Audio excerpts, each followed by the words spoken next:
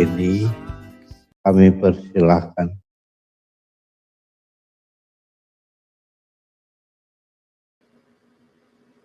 Pembacaan hari ini diambil dari Kolose 4 ayat 1 sampai 18. Demikianlah firman Tuhan. Hai Tuhan, berlakulah adil dan jujur terhadap hamba-Mu. Ingatlah kamu juga mempunyai Tuhan di sorga. Bertekunlah dalam doa, pada itu berjaga-jagalah sambil mengucap syukur. Berdoa jugalah untuk kami, supaya Allah membuka pintu untuk pemberitaan kami, sehingga kami dapat berbicara tentang rahasia Kristus yang karenanya aku dipenjarakan. Dengan demikian aku dapat menyatakannya sebagaimana seharusnya. Hiduplah dengan penuh hikmat terhadap orang-orang luar, pergunakanlah waktu yang ada. Hendaklah kata-katamu senantiasa penuh kasih, jangan hambar, sehingga kamu tahu bagaimana kamu harus memberi jawab kepada setiap orang. Semua hal ihwalku akan diberitahukan kepada kamu oleh Tikhikus, saudara kita yang kekasih, hamba yang setia, dan kawan pelayanan dalam Tuhan. Ia kusuruh kepadamu dengan maksud, supaya kamu tahu akan hal ihwal kami, dan supaya ia menghibur hatimu. Ia kusuruh bersama-sama dengan Onesimus, saudara kita yang setia, yang kekasih, seorang dari antaramu. Mereka akan memberitahukan kepadamu segala sesuatu yang terjadi di sini. Salam kepada kamu dari Aristarkus, temanku di sepenjara, dan dari Markus kemenakan Barnabas. Tentang dia kamu telah menerima pesan. Terimalah dia apabila dia datang kepadamu. Dan dari Yesus yang dinamai Justus. Hanya ketika orang ini dari antara mereka yang bersunat dan menjadi temanku sekerja untuk kerajaan Allah. Mereka itu telah menjadi penghibur bagiku. Salam dari Epapras kepada kamu. Ia seorang dari antaramu hamba Kristus Yesus yang selalu bergumul dengan doamu untuk kamu. Supaya kamu berdiri teguh sebagaimana orang-orang dewasa yang berkeyakinan penuh dengan segala hal yang dikehendaki Allah. Sebab aku dapat memberi kesaksian tentang dia, bahwa ia sangat bersusah payah untuk kamu dan untuk mereka yang di Laodikia dan Hierapolis. Salam kepadamu dari tabib Lukas yang kekasih dan dari Demas. Sampaikan salam kami kepada saudara-saudara di Laodikia, juga kepada Nimfa dan jemaat yang ada di rumahnya. Dan bila mana surat ini telah dibacakan di antara kamu, usahakanlah supaya dibacakan juga di jemaat Laodikia. Dan supaya surat yang untuk Laodikia dibacakan juga kepadamu. Dan sampaikanlah kepada Arkhipus, perhatikanlah supaya pelayanan yang kau terima dalam Tuhan kau jalankan sepenuhnya. Salam daripadaku Paulus, salam ini kutulis dengan tanganku sendiri. Ingatlah akan belengguku, kasih karunia menyertai kamu sekalian. Amin. Inilah bacaan firman Tuhan hari ini.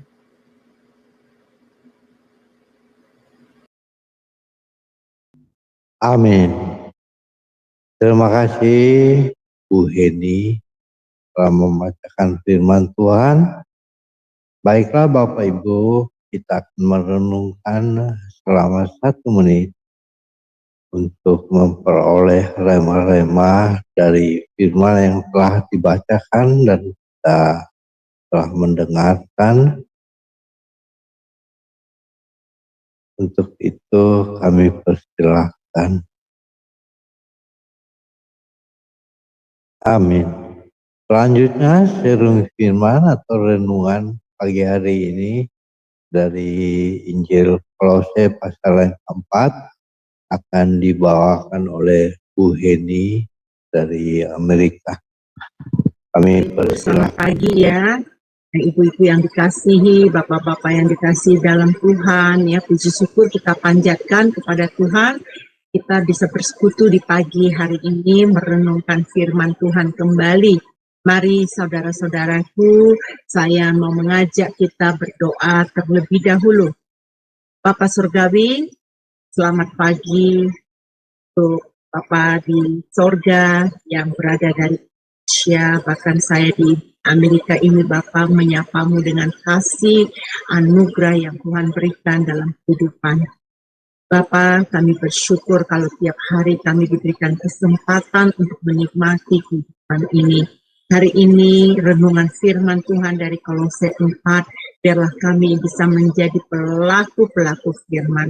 Apa yang diberikan Rasul Paulus pada zaman dahulu itu berlaku bagi kami sampai saat. Bapak Surgawi, urapi hamba secara khusus, biarlah hamba bisa berbicara sesuai menjadi kehendak-Mu disampaikan kepada kami semua. Terima kasih Bapa, di dalam nama Tuhan Yesus kami mengucap syukur. Haleluya, amin. Amin, amin. Bacaan hari ini adalah bagian terakhir dari kitab Kolose. Kitab Kolose ini terdiri dari 4 pasal. Kitab Kolose ini ditulis oleh Rasul Paulus dan dibantu oleh temannya Timotius ya. Nah, saat itu Paulus masih berada di penjara. Penjaranya itu terletaknya di bagian barat Asia kecil, tepatnya di kota Roma. Nah, kitab sebelumnya ini ya, yang sebelum Kolose ini adalah kitab Filipi, dan yang membangun jemaat di Filipi adalah Rasul Paulus. Tapi beda dengan kitab Kolose, ini yang membangun jemaat ini adalah Epafras. Nah, kitab Kolose ini ditulis waktunya bersamaan saat Paulus menulis kitab Filipi dan kitab Efesus dan kitab Filemon. Jadi ada 4 ya, kitab Kolose, kitab Filipi, kitab Efesus dan kitab Filemon. Jadi 4 kitab ini Paulus menulisnya saat dia masih di penjara. Nah, saudara perlu tahu bahwa Paulus menulis surat Kolose setelah dia dikunjungi oleh Epafras. Paulus sendiri tidak pernah mengunjungi Kolose, tetapi Paulus memelihara hubungan dengan gereja ini melalui Epafras ini. Nah, siapa Epafras ini? Dia diinjili, Epafras ini ya, dia diinjili oleh Paulus dan dibawa oleh rekan kerjanya dari Kolose. Nah, Epafras ini bertobat dan menjadi evangelis jemaat Kolose.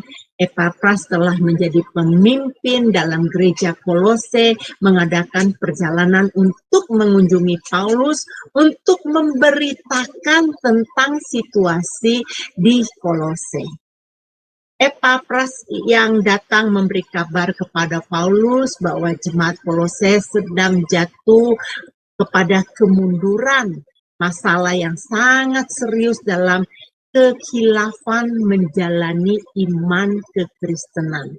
Khilafnya mereka berpikir kalau mereka telah beribadah secara benar dengan mengikuti tata cara secara lahiriah dan menyembah malaikat yang dikatakan di ayat 18. Ayat 18, bukan 14 ya. Ayat 18a yang berbunyi, janganlah kamu biarkan kemenanganmu digagalkan oleh orang yang pura-pura merendahkan diri dan beribadah kepada malaikat. Wah, teman-teman tahu nggak, beberapa tahun yang lalu ada satu sekelompok orang ya, mereka itu beribadah kepada malaikat. Mereka menanyakan sesuatu kepada malaikat, minta petunjuk kepada malaikat, dan malaikat katanya bisa berbicara, menyampaikan ini. Memang betul malaikat bisa bicara, teman-teman. Tetapi cara ritual yang mereka lakukan itu salah. Nah, kita juga tahu di mana-mana tersebar penyesat-penyesat, terjadi kesesatan pengajaran yang menyimpang. Mereka menjalani praktek-praktek ritual. Mereka merasa benar, merasa telah kudus. Banyak bidat hendak meruntuhkan pengajaran yang benar, menggantikan Yesus Kristus dari inti kepercayaan Kristen. Sangat menyedihkan, bukan? Saudara-saudari perlu tahu, ajaran di Kolose bercampur dengan tradisi Yahudi, filsafat kafir, dan kultus-kultus. Ini yang penting kita perlu belajar dari Paulus, saudara-saudara. Paulus dengan kasih menegur dan menasihati melalui surat-suratnya.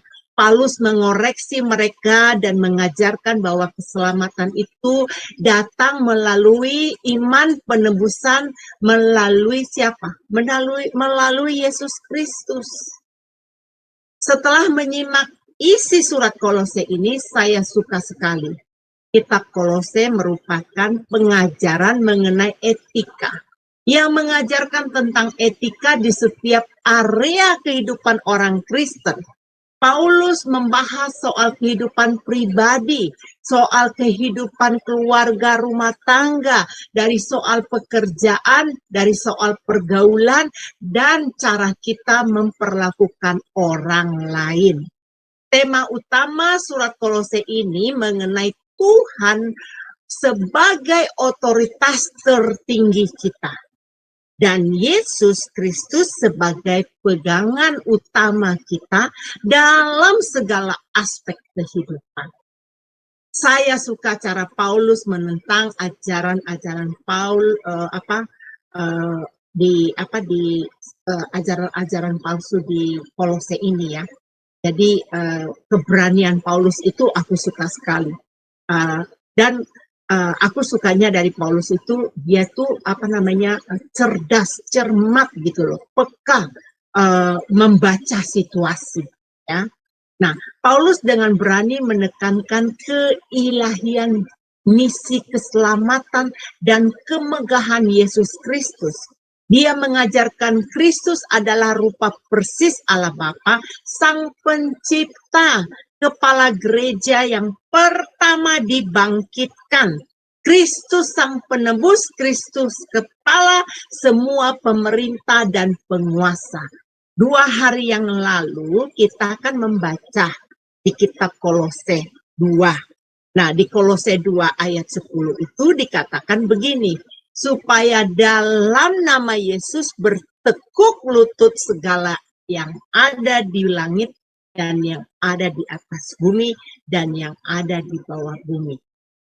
Jadi, nasihat Paulus agar teguh dan tidak tergoncangkan. Kita terus bertumbuh dan berakar dalam iman dan dibangun di atas Dia. Kita bisa baca di Kolose 2 ayat 7. Itu 2 hari yang lalu ya, kita diajarkan untuk berakar di dalam Dia, dibangun di atas Dia. Hendaklah kamu bertambah teguh di dalam iman. Supaya apa? Supaya sukacitamu penuh di dalam Tuhan. Ternyata nggak cukup hanya mengaminkan jika kita masih berakar, kalau kita mau berakar ya di dalam Dia. Jadi tidak cukup hanya katakan sekarang amin. Setelah mendengarkan ini amin. Tidak cukup ya. Tapi diperlukan hikmat. Pertanyaannya, dari mana hikmat itu berasal? Sudah jelas Allah yang sumber segala sesuatu, bukan? Hikmat itu berasal dari Allah. Orang yang berhikmat akan cerdas mengambil sikap. Ciri-cirinya orang yang berhikmat tidak sembarangan. Orang yang berhikmat kita bisa tahu kadar hati nuraninya. Orang yang berhikmat juga akan tampak lebih dewasa rohani. Surat Kolose 4 ini yang kita baca hari ini ada 2 topik. Kalau ayat 1 sampai 6, Paulus menekankan untuk tekun berdoa. Ada 2 tips yang dalam ayat 2 kita bisa lihat ya, yang gunanya untuk menciptakan kebiasaan baru dalam kehidupan kita. Nah, yang pertama itu, orang percaya perlu bertekun di dalam doa. Bertekun berbicara tentang berkomitmen dan melakukan dengan konsisten. Ya, jangan kamu berkata kamu berdoa tetapi tidak konsisten, tidak bertekun. Ya, itu dipentingkan komitmen yang konsisten terus-menerus. Ketika bertekun dalam doa, kita perlu mengetahui ya bahwa dengan kita bertekun dalam doa, kita akan diberikan kepekaan tentang gerak-gerik sang musuh, ya, diberikan insting yang lebih tajam kepada kita. Makanya kita perlu berdoa itu supaya Tuhan bukakan rahasia yang banyak terhadap kita. Nah, kita akan dipertajam, kita akan diberikan kepekaan, ya, dan Roh Kudus memberi hikmat dan penyertaan terhadap situasi yang sedang kita hadapi. Hal ini mengharuskan kita untuk terus bertekun dan berjaga-jaga. Nah, yang kedua, Paulus meminta kita untuk selalu mengucap syukur. Doa dilakukan ketika kita terdesak atau di tengah krisis yang besar. Akhirnya kita lupa tentang semua berkat yang telah Tuhan berikan kepada kita. Sering sekali kita lupa untuk mengucap syukur atas kehadiran Tuhan dan penyertaan Tuhan dalam hidup kita. Hari ini saya akan memberikan tema yang saya ambil dari ayat 5 yang dikatakan di sana mengenai ayat 5 ini sangat bagus. Jadi temanya saya berikan hidup dengan hikmat. Ya. Tadi kita sudah baca bukan ayat 5-nya yang berbunyi, hiduplah dengan penuh hikmat terhadap orang-orang luar, pergunakan waktu yang ada. Dan perhatikan ini, kata hiduplah ini suatu perintah yang diberikan Paulus bukan hanya kepada jemaat di Kolose pada saat itu, tapi kepada zaman kita sekarang perintahnya sama. Hiduplah dengan penuh hikmat terhadap orang-orang luar. Perhatikan ada kata terhadap orang-orang luar. Nah, di dalam dunia ini banyak ragam kepercayaan dan masih banyak orang yang belum percaya bahwa Yesus adalah juru selamat. Ayat 5 ini berarti orang-orang luar tidak mengenakan hikmat Allah. Kita hidup di tengah dunia dan beraneka ragam, dan kita yang telah dipenuhi oleh hikmat Allah akan terlihat perbedaannya. Hikmat berkaitan dengan kedewasaan orang tersebut. Ya, hikmat manusia mengambil keputusan yang tidak sesuai dengan tuntunan firman atau kehendak firman. Jadi kalau orang manusia ini, perhatikan ya, hidupnya itu berbeda dengan kita yang ada di dalam iman.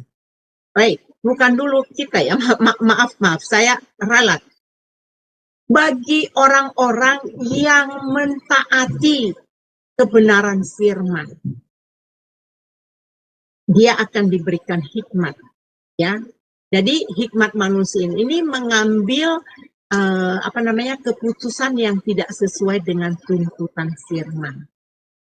Nah, kemarin kita sudah baca Kolose 3 yang mana kita dituntut menjadi manusia baru. Saya ingat sekali Pak Frans bahwa ayat renungan itu mengenai manusia baru, menjadi manusia yang tahu etika. Hidup berhikmat menghindarkan diri dari kesalahan dan dari kemalangan. Wow, ini luar biasa saudara-saudara. Kita perlu hidup berhikmat supaya menghindarkan kita dari kesalahan. Ya, tapi malangnya banyak anak-anak Tuhan itu buta. Tidak bisa membedakan antara hikmat Allah dan hikmat manusia. Apakah Anda pernah memperhatikan hikmat yang datang dari dunia di sekelilingmu ya?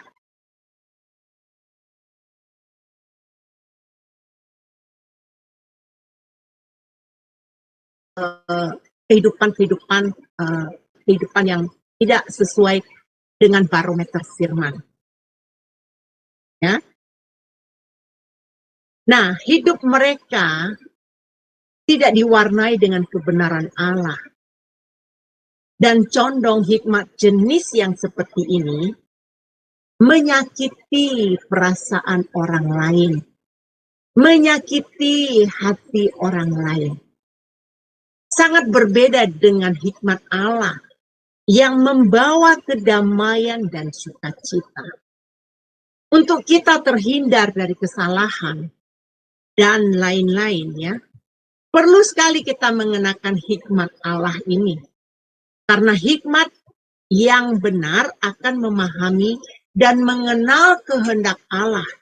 Kenapa kita sangat membutuhkan hikmat dari Tuhan? Ada yang tahu? Supaya kita cerdas. Sehingga pola kehidupan kita berbeda dengan pola kehidupan dunia. Kita harus menghidupkan pola hidup yang benar. Amsal 8 ayat 11 berkata, hikmat lebih berharga dari permata. Artinya, permata yang macam manapun yang ada di dunia ini tidak ada bandingnya. Yang paling tinggi value-nya adalah hikmat. Jadi hikmat itu lebih berharga dari permata. Hikmat itu akan menuntun setiap langkah-langkah kehidupan umat percaya. Dengan hikmat Allah kita akan memiliki cara pandang, cara menilai dengan benar. Tapi hikmat dunia membodohkan bahkan mempermalukan dirinya. Pilihan ada di tanganmu. Mana yang kamu mau hidupkan? Hikmat Allah atau hikmat dunia? Nah, kalau ayat 7 sampai 8 ini adalah topik salam terakhir dari Paulus. Surat yang dituliskan kepada jemaat Kolose merupakan balasan atas surat yang dikirimkan kepadanya sebelumnya. Paulus ini membalas surat ini kepada jemaat Kolose untuk memberitahukan keadaan Paulus kepada jemaat Kolose. Tujuan Paulus menulis dan ini kepadanya adalah untuk menghibur mereka. Kita bisa baca di ayat 7 dan 9. Itu tujuannya Paulus. Untuk menghibur jemaat yang ada di Kolose. Tidak mengkhawatirkan mereka. Kalau orang dunia itu malah yang dilakukan berbeda. Tetapi Paulus memberikan contoh kepada menyamankan hati orang, menenteramkan perasaan, ya, tidak jadi pengacau balau.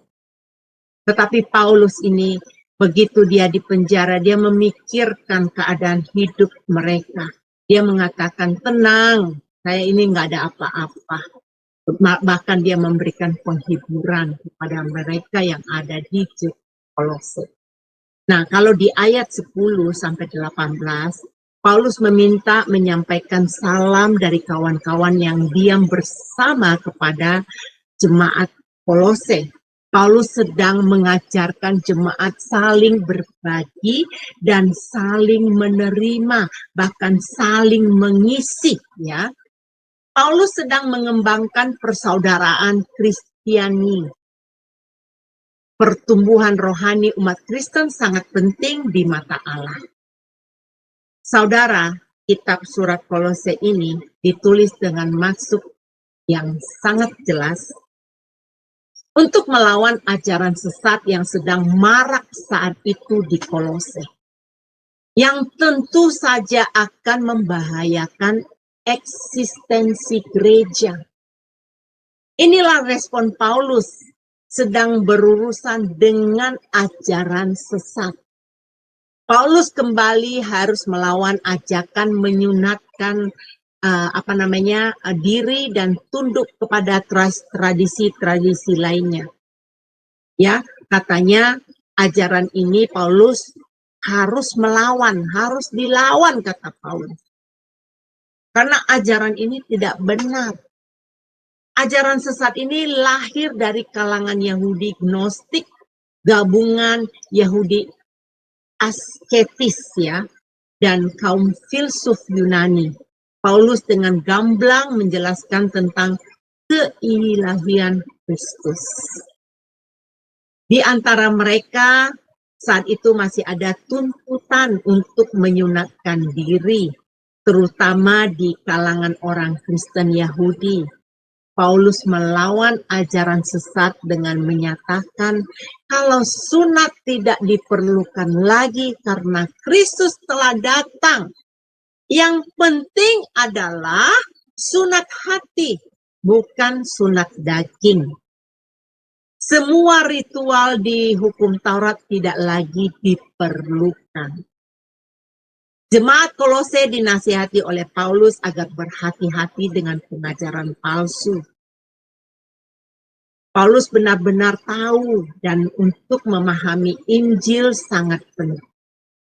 Supaya tidak dituntun kepada pengajaran-pengajaran yang legalistik yang menyesatkan. Kita mesti waspada terhadap segala penyimpangan yang bisa menggeser kemutlakan Kristus sebagai Tuhan dan Juru Selamat. Itu sebabnya mengapa kita harus mengenakan hikmat Allah. Pengajaran Kristus memberikan kita sebuah standar mutlak untuk perilaku moral.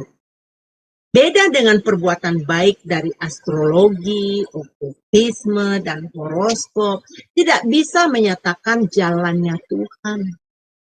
Hanya Kristuslah yang bisa memberikan kita sebuah standar. Hiduplah dengan penuh hikmat. Jadi agar kita dapat menjalani iman yang benar, diperlukan hikmat Allah. Hikmat Allah akan memampukan kita mendeteksi mana pengajaran yang benar dan mana pengajaran yang tidak benar. Ayat 6 hari ini saya perlu baca ulang ya teman-teman ya. Ini sangat bagus sekali. Hendaklah kata-katamu senantiasa penuh kasih, jangan hambar, sehingga kamu tahu bagaimana kamu harus memberi jawab kepada setiap orang. Kalau ayat 6 ini menceritakan, menandakan bahwa orang yang sanggup melakukan ini, orang itu pasti sudah dipenuhi oleh hikmat Allah. Saudara-saudaraku, inilah renungan singkat yang saya bawa hari ini mengenai tema yang saya angkat tadi, hidup dengan hikmat. Tentunya dengan hikmat Allah, jangan hikmat manusia. Saya juga sedang berusaha untuk mengambil setiap langkah, setiap keputusan, bukan hikmat manusia. Kalau kita mau membuat keputusan itu, kita pikirkan apakah ini kehendak Tuhan atau kehendak diriku sendiri. Makanya manusia banyak sekali gagal karena mereka mengambil semua keputusan itu, kebanyakan keputusan itu karena keinginan dia, bukan keinginan Tuhan. Di dalam Tuhan kita diajarkan untuk hidup rukun, damai, sejahtera. Biarlah dengan hidup dengan hikmat, kita bisa menjalani hidup berkristen ini berkualitas. Demikian hari ini renungan saya, baca kembali, renungkan kembali, dan terapkan di dalam hidup kita dengan hidup yang penuh dengan hikmat dari Allah. Mari Bapak Ibu, saya mau ajak kita untuk doa ya. Bapak Surgawi, terima kasih ya Bapak. Rahasia kesuksesan bagi kami adalah agar kami hidup berhikmat. Agar kami bisa hidup di dalam kebenaran. Mampukan kami Bapa untuk peka terhadap kehendak-Mu. Dan ajar kami terus Bapa. Bantu kami agar kami terformat, terbentuk di dalam Engkau. Agar hidup kami menjadi seimbang ya Bapa. Bapa, terima kasih untuk semua yang Engkau berikan ke dalam kehidupan kami. Dan apabila ada saudara kami yang belum sanggup, belum mampu melakukan hal ini, hamba mohon ampuni dia ya. Biarlah pintu pengampunan-Mu terbuka bagi setiap anak-anak. Dan biarlah anak-anak-Mu Tuhan terpanggil untuk meresponi.